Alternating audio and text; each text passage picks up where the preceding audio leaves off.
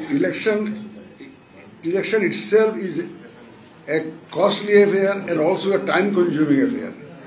ইলেকশনটা খুব একটা কুইক ফিক্স করা যায় না, কিন্তু আমরা যে ইলেকশনটা করব এই আইন কানুন বিধিবিধান কিন্তু এখনো চূড়ান্ত অবস্থায় নাই। দেখেন ইলেকশনের মধ্যে কতগুলো টাইম কনজিউমিং বিষয় আছে। I was waiting for the reform commission report to come and then brief you later. এটা ছিল আমার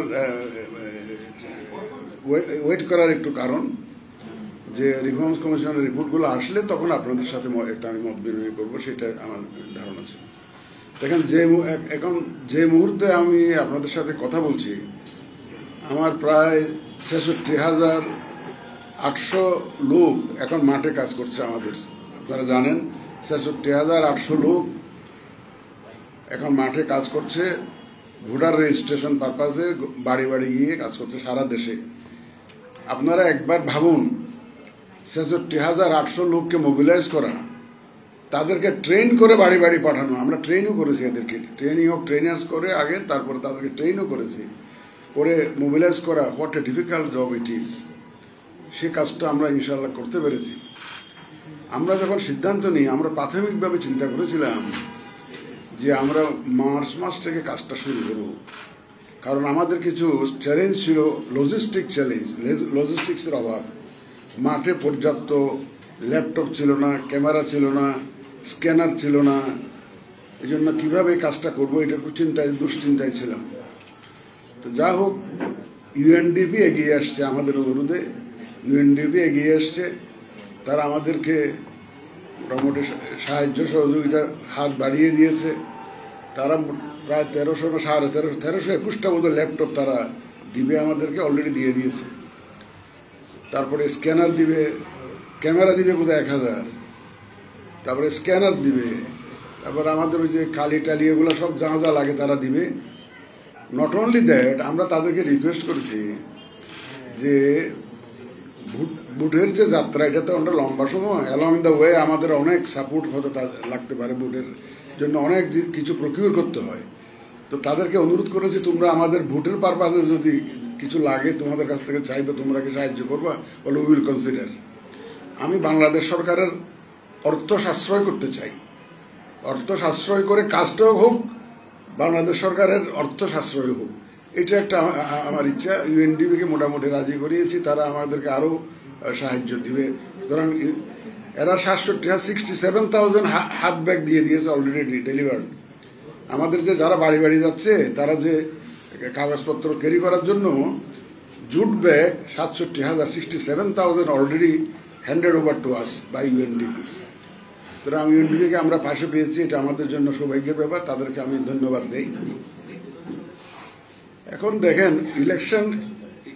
election itself is a costly affair and also a time consuming affair.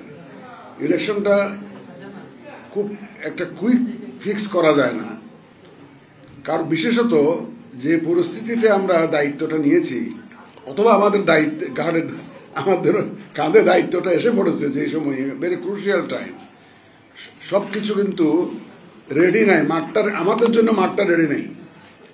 একটা মুভমেন্টের পরে আমরা দায়িত্ব পেয়েছি, তো ক্রুশিয়াল টাইমে, এবং 15টা সংস্কার কমিশন কাজ করছে এখন যার জন্য আমরা রুলস অফ দি গেম কি হবে এটা আমরা ফিক্স করতে পারি না এখন। কারণ একটা খেলা খেলতে গেলে আপনাকে তো rules of the games fix করতে হয়। রুলস অফ দি গেম যদি থাকে, খেলার নিয়ম কানুন যদি আগের থেকে ফিক্স করা থাকে, আপনি কমফোর্টেবলি খেলাটা পরিচালনা করতে পারেন।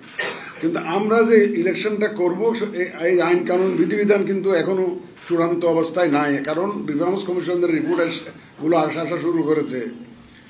এখন এদের মধ্যে কতটুকু গ্রহণযোগ্য হয়, কতটুকু ইনকর্পোরেট করতে হবে, বিভিন্ন বিধিবিধানের মধ্যে ইনকর্পোরেট করতে হবে, এটা আমরা we are not still sure about it. আমাদের ইলেকট্রাল রিফর্মস কমিশনের পুরো রিপোর্টটাও কিন্তু আমরা পাই নাই। আমরা সারাংশ আপনাদের মতো যেটা পাবলিক ডোমেইনে পাওয়া যায় সেটুকু, তো আমাদের যা মতামত সেটুকুর ভিত্তিতে কিন্তু দিতে হচ্ছে। দেখেন ইলেকশনের মধ্যে কতগুলো টাইম কনজিউমিং বিষয় আছে। Number 1 is that voter registration, যেটা আমরা এখন তো আগের ভোটার লিস্ট নাই, এখন ভোটার রেজিস্ট্রেশন অনেক তথ্য নিয়ে করতে হয়। আগের দিনে হতো কি, নাম, বাবার নাম, ঠিকানা লিখে দিলে ভোটার লিস্ট হয়ে গেল।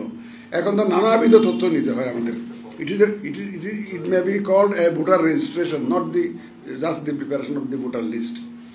তাহলে এই কাজটা আমরা টাইম কনজিউমিং হলেও এই কাজটা আমরা অলরেডি শুরু করে দিয়েছি এবং আমরা টাইমটাকে এগিয়ে নিয়ে এসেছি যাতে করে আমরা উইদিন দ্য টাইম ফ্রেম যাতে কাজটা করতে পারি। আর একটা বড় কাজ হচ্ছে আমার ডিলিমিটেশন। কিন্তু ডিলিমিটেশনের জন্য আমরা প্রায় 1.5 শতাধিক আবেদন কিন্তু পেয়েছি, অভিযোগ পেয়েছি। তাদের যে কনস্টিটিউয়েন্সিগুলোকে ডিস্টার্ব করা হয়েছে 2008-এ বিশেষত, তারপর দিকেও হয়েছে। কিন্তু আমরা স্টাক হয়ে আছি কি জন্য? আমরা এগুলো ডিসপোজাল দিতে পারছি না।